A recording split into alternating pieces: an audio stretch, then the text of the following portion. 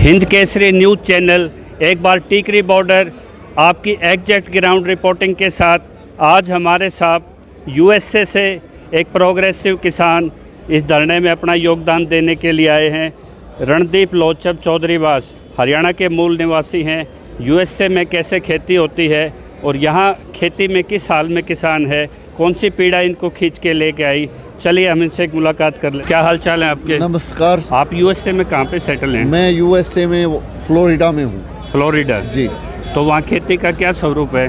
वहाँ मैं पहले अपने बारे में 1 मिनट बताऊंगा। जाट कॉलेज हिसार के अंदर 1995-96 में मैं अध्यक्ष रह चुका हूँ। उसके बाद मैं अमेरिका चला गया। पिछले 20 सालों से अमेरिका में रह रहा हूँ। वहाँ किसानों को सरकार पूरी सुविधा देती है। सरकार उनका सारा सामान करती है। डीजल के ऊपर पूरी सब्सिडी है, कोई टैक्स नहीं लिया जाता। किसान को बिना ब्याज के ऋण दिए जाते हैं। किसी भी हालत में किसान को डूबने नहीं दिया जाता।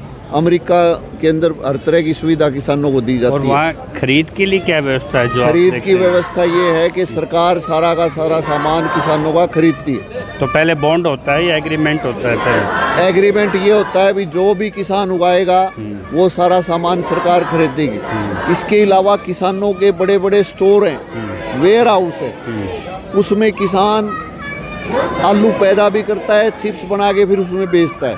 संतरा पैदा भी करता है, फिर संतरे का जूस भी किसान ही बेचता है। अच्छा, फूड प्रोसेसिंग भी किसान के हाथ में है, मार्केटिंग भी, पैकेजिंग भी, सिलोज तक किसान के हाथ में। इसके अलावा वहाँ गरीब लोगों को घी, दूध, फल, जूस और पनीर मुफ्त में दिया जाता है। क्यों साहब, आप काम क्या करते हैं? मेरा अमेरिका में बिजनेस है पेट्रोल पंप का। Very good. और 2 साल पहले मैंने किसानों की हालत को देखते हुए यहाँ एक संगठन बनाया है, न्याय पक्ष। बहुत अच्छी बात है। जिसकी मुख्य मांगे हैं कि किसान का सारा सामान सरकार खरीदे। आप अमेरिका में थे, बढ़िया व्यवसायी थे जी। आपको इस आंदोलन का कैसे पता लगा? हम 2 साल से आंदोलन चला रहे हैं जी। 2 साल से मैं न्याय पक्ष बना करके चला रहा हूँ। जब ये पीड़ा खींच के लाई आपने, कौन सा दर्द किसान का देखा? हम ये मानते हैं कि इस देश का किसान बहुत आगे बढ़ सकता है। किसान इस देश का प्रधानमंत्री बनने से ये देश महाशक्ति जल्दी बन सकता है। किसान इस देश की सेवा ज़्यादा कर सकता है। किसान की आय एक सरकारी अधिकारी से ज़्यादा हो, किसान का लेवल हम उठा सकते हैं, ऐसी संभावना है। रणदीप जी, जो आपकी सेंट्रल एमएसपी की मांग आ रही है, इसमें हर एक फसल में पर क्विंटल के हिसाब से किसान को 700-800 रुपये का घाटा हो रहा है जी। जो मंडी से बाहर उसकी लूट होती थी। तो उसके लिए एक व्यवस्था सरकार कह रही है कि हम 3 कानून लेके आए हैं। इसमें सप्लाई चेन में हम वेयर हाउसिंग में किसान को शामिल करेंगे। तो एमएसपी के साथ जो सरकार का जो लेआउट है, इसमें क्या खामियां नजर आ रही हैं? ये जो बिल है ये बहुत ही गलत है। शमशेर भाई, आप ये समझें कि जो बड़े अमेरिका के अंदर जो फार्म जमीन ज़्यादा है और जनसंख्या कम, किसान कम है, वहाँ तो कॉरपोरेट कृषि चल सकती है। हमारे देश में ज़मीन कम है और जो किसान ज़्यादा है, जनसंख्या ज़्यादा, छोटी बहुत जोत भी ज़्यादा, यहाँ नहीं हो सकती। यहाँ के स्ट्रक्चर डिफरेंट है, यहाँ के डिफरेंट है। सीधा सीधा आप ये समझे कि 50% किसान जब रोजगार दे रहा है तो आप उनको मतलब मजबूत करो। किसान बिल जो है, आपको अगर एक दिन के लिए यहाँ का कृषि मंत्री या प्रधानमंत्री बना दिया जाए तो आप किसानों के लिए क्या बदलाव देखना चाहेंगे? देखिए, ऐसा पहली कलम से हम ये चाहते हैं कि किसान को अर्ध सरकारी मान करके 9,000 रुपये पर महीने वेतन दिया जाए। न्यूनतम जो आय है उसकी, न्यूनतम आय की बात कर दी आपने, उसकी तय वो, और जो अमीर और गरीब की थाली बराबर हो। 10 लाख करोड़ भाइयों को सरकारी नौकरी दी जाए और किसान का सारा उत्पादन उसके खेत से खरीदा जाए।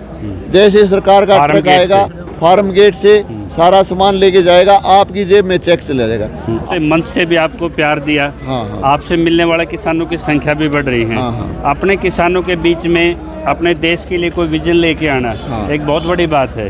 तो प्रधानमंत्री के नाम आपका जो आज स्थिति फंसी हुई है कि सेंट्रल एमएसपी कानून की मांग है और 3 कानून अमेंड हों, रद्द हों, इस पे भी फैसला आना बाकी है। तो इसमें आप प्रधानमंत्री की क्या अपील करोगे, क्योंकि आप प्रोग्रेसिव फार्मर्स हैं, आपने डिफरेंस देखे हैं दोनों देशों के? हमारा यही कहना है कि तीनों बिल रद्द हों, उनको वापस लिया जाए।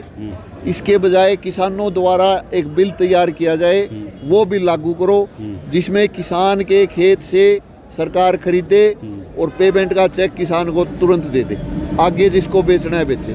9,000 रुपये पर लेकिन महीना। गन्ने में तो ऐसा होता है, एग्रीमेंट भी होता है, हाँ, हाँ। बॉन्ड भी भरा जाता है, हाँ। लेकिन 4-4 साल गन्ने की पेमेंट बकाए रहती है, जबकि कानून में 7 दिन का प्रावधान है। ऐसा होना चाहिए, प्रावधान है तो उनको पैसा मिलना चाहिए।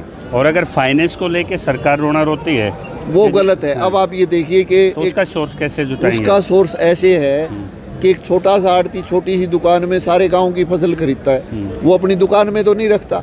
इसी तरह से सरकार सर्विस प्रोवाइडर है बेचारा बीच में। वो मैं आपको बताऊं, इसी तरह से सरकार सारे किसानों का माल खरीदे, आगे वो आड़तियों को बेचे, निर्यात करे, तो एक प्रोसेस स्टोरेज चलेगा। को अडानी को दे चुकी है सरकार वो 700 करोड़ रुपए वार्षिक के हाँ, वो साथ। गलत है। वो खुद सरकार अपने स्टोरेज बनाए। तो क्या सरकार अब वापस हट सकती है?